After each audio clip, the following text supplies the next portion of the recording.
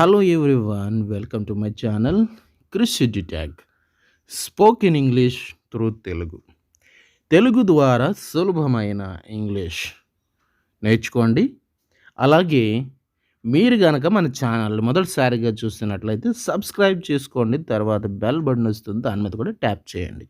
ఈ వీడియోలో మనము చేయాలనుకున్నాను లేదా చేయాల్సి వచ్చింది, చేయాలనుకున్నాను చేయాల్సి వచ్చింది, తినాలనుకున్నాను తినాల్సి వచ్చింది, ఈ విధంగా అనమాట.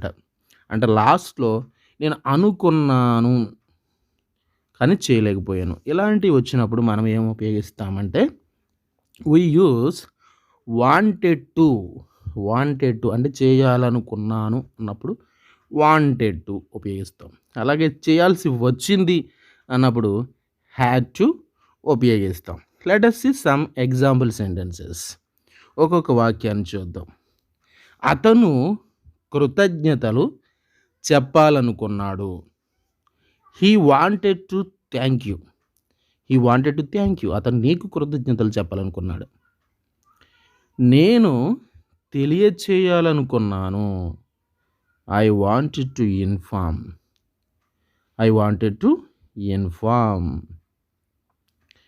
ఆమె కలవాలనుకుంది. She wanted to meet. Next one. నేను కొలవాలనుకుంటున్నాను. He wanted to measure. నేను నిన్ను అడగాలనుకున్నాను. I wanted to ask you. Next one.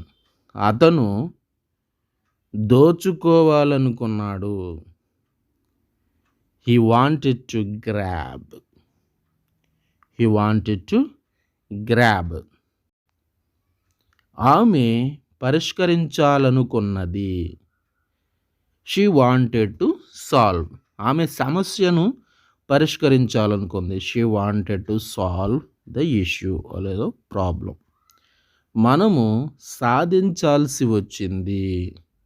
సాధించడం. We had to solve. సాధించడం అంటే సమస్యను సాధించడం. We had to solve the problem. నేను వార్తలను ప్రకటించాల్సి వచ్చింది. I had to proclaim the news. ఎలా సాధించాలో నాకు తెలియదు. I don't know how to solve the problem. I don't know how to solve the issue. ఇంకెప్పుడు అది చేయకు. Never do that anymore. Never do అంటే ఎప్పుడు చేయవద్దు. ఎనీమోర్ ఎప్పుడు కూడా. జంతువుల పట్ల దయగా ఉండండి.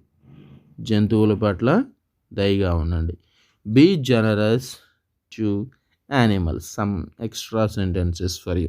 కొన్ని ఎక్స్ట్రా సెంటెన్స్ మీకోసం ఇస్తూ ఉన్నాం. వారు ఉదారంగా ఉండాలనుకున్నారు. They wanted to be generous.